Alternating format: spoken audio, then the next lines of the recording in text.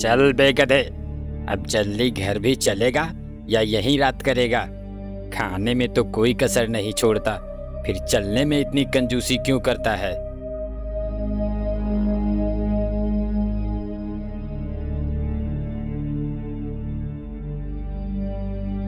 आह, आह, मर गया रे। इस धोबी ने तो कपड़े लाद लाद कर मेरा कचूमर निकाल दिया है। हे भगवान, मुझे इस धोबी से बचाओ, मुझे इस धोबी से बचा लो भगवान।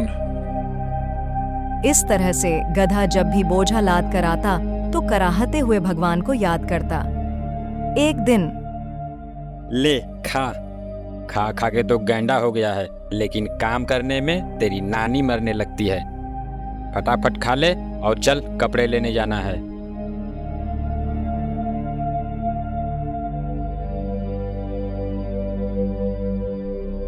अब चलेगा भी या तेरे लिए डोली मंगाऊं? चल। आह, हे भगवान, मुझे इस धोबी से बचाओ। यह गधा रोज मुझे सच्चे मन से याद करता है। इसकी भक्ति ने मुझे प्रसन्न कर दिया। अब मुझे इसको दर्शन देना चाहिए। ऐसा सोच भगवान उस गधे के सामने प्रकट हुए। मैं तुमसे बहुत प्रसन्न हूं गधा, कहो क्या बात है? तुम इस तरह से मुझे रोज रोज क्यों ध्यान करते हो? तुम्हारे मन में जो भी कामना है मुझे बताओ, मैं उसे पूरा करने के लिए आया हूं। हाँ, ये कौन आ गया भगवान बनकर? भगवान तो ये हो नहीं सकते। ये जरूर उस धोबी की ही चाल है। ये वही है जो मुझे भगवान बनकर ठगना चाहता है। अरे क्या सोच रहे हो गधे? मांगो, क्या मांगते हो? मैं सोच रहा हूँ प्रभु कि मैं आप जैसा नहीं हूँ। गधा हूँ पर मूर्ख नहीं हूँ। मुझे समझ में आती है भगवान में और धोबी में फर्क। मैं उतना बेवकूफ नहीं हूँ। अब मैं तुम्हें कैसे विश्वास दिलाऊं गधे? अगर आप सही में भगवान हैं तो बताइए, सभी जानवरों के तो सींग है, मेरे सींग क्यों नहीं है? तुम्हारा सींग मेरे पास है, ये देखो। मेरा सींग आपके पास है? इसका मतलब आप सच में भगवान हैं। हाँ गधे, मैं सच में भगवान हूं। तब एक बात बताइए भगवान, सब तो मुझे गधा समझते ही हैं, क्या आप भी मुझे गधा ही समझते हैं? अरे नहीं नहीं, तुम तो गधेराज हो। गधे ने जैसे ही यह सुना वह खुश हो गया। फिर गधे ने कहा, भगवान, मुझे अब इस धरती पर रहने की लालसा नहीं है। मुझे भी अपने साथ स्वर्ग ले चलें प्रभु।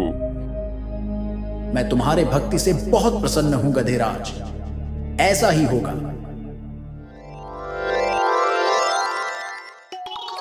गधा भी भगवान के साथ स्वर्ग चला गया। भगवान, आपने तो मुझे सच के स्वर्ग में ला दिए। अब तो मैं यहाँ खूब मजे से रहूंगा। हाँ गधेराज, अब से तुम यहाँ खूब आराम से रहो। अब गधा वहां खूब मौज से रहने लगा। बागों में हरी हरी घास खाता और दिन भर घूमता रहता। एक दिन गधा घास खाते खाते इंद्रदेव के बाग में चला गया। कौन है ये गधा जो महाराज इंद्रदेव के बाग में घुसा चला आया? क्यों गधे, क्या तुम्हें नहीं पता कि ये इंद्रदेव का बाग है? यहाँ गधों का आना सख्त मना है। अरे अरे, मुझे नहीं पता था भाई। मैं यहाँ कोमल कोमल घास देखा तो चला आया खाने के लिए। आज चेतावनी देकर छोड़ रहा हूँ, फिर दोबारा यहाँ मत दिखना। चल निकल जा यहाँ से। आज तो बुरा फंसा था। वो तो अच्छा हुआ कि उसने मुझे घास खाते नहीं देखा था। कुछ दिन बीतते हैं। अब गधे को वहां बहुत अकेला सा लगने लगा था। एक दिन भगवान उसका हाल चाल जानने आए।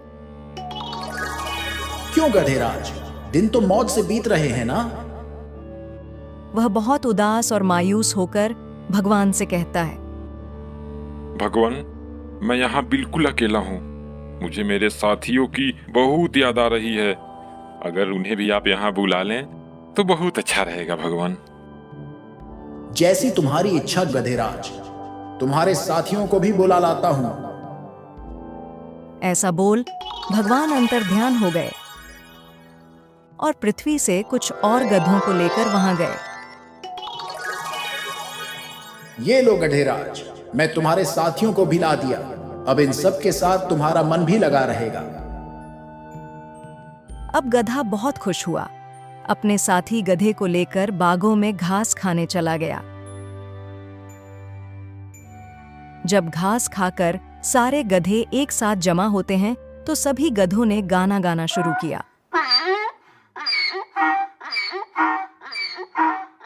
सभी गधों ने अपने आवाज से पूरे स्वर्ग को संगीतमय बना दिया। जब उसकी आवाज से स्वर्ग की शांति भंग होने लगी तो भगवान वहां आए। ये तुम क्या कर रहे हो गधेराज? तुम्हारे कारण स्वर्ग की शांति भंग हो रही है। हम तो गाना गा रहे हैं भगवान। हमारे गाने से मन को शांति मिलती है भगवान। लेकिन गधेराज, यह धरती नहीं स्वर्ग है, और यहां आपकी यह ढेचू ढेचू की आवाज नहीं चलेगी। यहां रहना है तो तुम्हें अपनी आवाज पर अंकुश लगाना होगा। भगवान, तब तो ये सरासर जास्ती हुई। क्या हमें बोलने का अधिकार नहीं मिलेगा? फिर मैं अपने सुरीली आवाजें किसको सुनाऊंगा? गधेराज, तुम्हारे आवाजों से हमारे ध्यानों में विघ्न पड़ रही है। ये हमारी आखिरी चेतावनी समझो और इस पर अमल करो। भगवान, अगर ऐसी बात है तो मुझे नहीं रहना है यहाँ। हमें हमारे धरती पर भेज दो। वहाँ हम लोग कम से कम आजादी से बोल तो सकते हैं। जैसी तुम्हारी इच्छा गधेराज।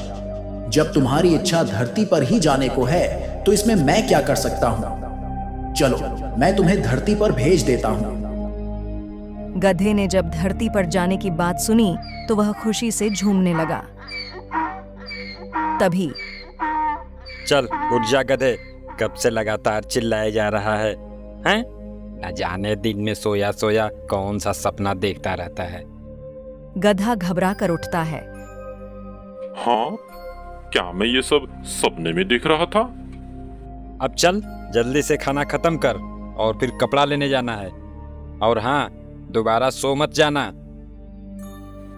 चलो, सपने में ही सही स्वर्ग के दर्शन तो हो गए, लेकिन मुझे स्वर्ग से अधिक प्यारी यह धरती ही है। अब से मैं इच्छा भर के सबको अपने गाने तो सुना सकता हूँ। मुझे उस धुएं से क्या मतलब हिरण भाई? वह तो अपना गधा भाई उस धुएं को देखकर डर गया और इधर से दौड़ते हुए जा रहा था। उसे लगा कि शायद जंगल में आग लग गई। वह अपनी जान बचाने के लिए भाग रहा था। अब तक तो वह न जाने कितनी दूर निकल गया होगा। तो तुमने उसे रोका क्यों नहीं? तुम्हें उस मूर्ख गधे को रोकना चाहिए था। भरतपुर के जंगल में कई सारे जानवर रहते थे। उनमें एक गधा भी था। गधे का मानना था कि जंगल में उसके जैसा समझदार जानवर कोई है ही नहीं। वह हर समय उटपटांग हरकत करता और बिना मतलब की बातें सोचता रहता। कभी कभी उसके सोच के चक्कर में तो जंगल के जानवर भी फंस जाते थे। एक दिन, भाई वाह, आज तो हरी हरी घास खाकर मजा आ गया। मेरा पेट तो भर ही चुका है। अब इस पेड़ की छांव में थोड़ा आराम कर लूं, फिर आगे चलूंगा। ऐसा सोच गधा पेड़ के नीचे बैठकर आराम करने लगा और आराम करते करते इधर उधर की उटपटांग बातें सोचने लगा। मेरे जैसा बुद्धिमान इस जंगल में कोई नहीं। तभी तो समस्या आने से पहले मैं उससे बचने का रास्ता निकालता हूं। जैसे मान लेता हूं मैं यहां बैठा हूं और जंगल में आग लग जाए तो मेरा क्या होगा? मैं तो बेमौत ही झुलस के मर जाऊंगा। तभी उसकी नजर जंगल के दूसरे छोर से उठ रहे धुएं पर पड़ी। धुआं देखकर गधा घबरा गया। अरे, यह तो सचमुच जंगल में आग लग गई। इसका मतलब अब मैं मारा जाऊंगा? नहीं नहीं, इससे पहले कि आग मुझे अपनी चपेट में ले ले, मुझे यह जंगल छोड़कर किसी सुरक्षित स्थान पर भागना चाहिए। ऐसा सोच गधा घबराकर उठा और तेजी से भागने लगा। गधे को इस तरह बेतहाशा भागते एक सियार ने उसे देखा। वह गधे को रोकते हुए पूछा, अरे क्या हुआ गधे भाई? तुम इस तरह से क्यों भागे जा रहे हो? कोई खजाना मिल गया है क्या? अरे फालतू की बातें मत करो। कोई खजाना लेकर नहीं भाग रहा मैं, अपनी जान बचाकर भाग रहा हूं। वह देखो, पीछे जंगल में आग लगी है। इतना बोल गधा फिर भागने लगा। सियार ने देखा तो उसे कुछ दूर धुआं उठता हुआ दिखाई दिया। अरे हाँ, यहाँ तो सच में आग लगी है। धुआं देखकर सियार भी घबरा गया। उसे भी डर हो गया कि कहीं वह इस आग में घिर ना जाए। यह सोचते ही वह भी गधे के साथ भागने लगा। भागते भागते सियार को कुछ सूझता है और वह रुक जाता है। कहीं मैं गलत तो नहीं कर रहा हूँ? हो ना हो, मैं कहीं उसी कहानी को तो नहीं दोहरा रहा हूँ जिसमें पेड़ से पपीता गिरने पर हिरण ने समझ लिया कि जंगल में कोई खतरनाक दानव आ गया है और बचने के लिए वह स्वयं तो भाग ही रहा था, उसके पीछे दूसरे जानवर भी बिना सोचे समझे भागे जा रहे थे। नहीं नहीं, मैं उस आग को बिना देखे यकीन नहीं करूंगा। मुझे उस धुएं के बारे में पता लगाना होगा कि आखिर वह धुआं कहाँ से और क्यों उठ रहा है। ऐसा सोच सियार उठ रहे धुएं की दिशा में चल पड़ा। कुछ दूर जाने पर उसे एक हिरण मिला। हिरण को देखकर सियार रुका और उससे पूछा, हिरण भाई, क्या तुम ये बता सकते हो कि वह धुआं कहाँ से और क्यों उठ रहा है? हिरण ने धुएं की तरफ देखकर कहा, वह धुआं तो झरने के पास से उठ रहा है। झरनों के किनारे खरगोश, लोमड़ी, बंदर और हम चारों दोस्त पिकनिक मना रहे हैं। हम लोग वहीं आग जलाकर बाटी चोखा बना रहे हैं। लकड़ियां कम होने से मैं इधर लकड़ी लेने आया था, परंतु यह सब तुम क्यों पूछ रहे हो? मुझे उस धुएं से क्या मतलब हिरण भाई? वह तो अपना गधा भाई उस धुएं को देखकर डर गया और इधर से दौड़ते हुए जा रहा था। उसे लगा कि शायद जंगल में आग लग गई। वह अपनी जान बचाने के लिए भाग रहा था। अब तक तो वह न जाने कितनी दूर निकल गया होगा। तो तुमने उसे रोका क्यों नहीं? तुम्हें उस मूर्ख गधे को रोकना चाहिए था। उसे रोकने की छोड़ो, एक पल के लिए तो मुझे भी उसने डरा ही दिया था। परंतु सियार भाई, यदि उसे नहीं रोका गया तो ऐसे भागते भागते सभी जानवरों को वह आतंकित करता जाएगा और जंगल में बिना मतलब की भगदड़ मच सकती है। हमें उसके पीछे जाना चाहिए और उसे रोककर सच्चाई बताना चाहिए। हाँ, तुम ठीक कह रहे हो हिरण भाई, हमें गधे को रोकना चाहिए। ऐसा बोल हिरण और सियार दोनों उसी दिशा की ओर दौड़े जिधर गधा भागते हुए गया था। काफी दूर जाने के बाद उन्हें गधा दिखा। बहुत जल्दी ये जंगल छोड़कर मेरे साथ भाग चलो, वरना आग को यहां आते देर नहीं लगेगी भाइयों। अगर अपनी जान बचाना चाहते हो तो भागो। कोई कहीं नहीं भागेगा, जंगल बिल्कुल सुरक्षित है। इस मूर्ख गधे की बात सुनकर तुम लोग भयभीत मत हो। जंगल में कहीं भी आग नहीं लगी है। हाँ भाइयों, हम वहीं से आ रहे हैं।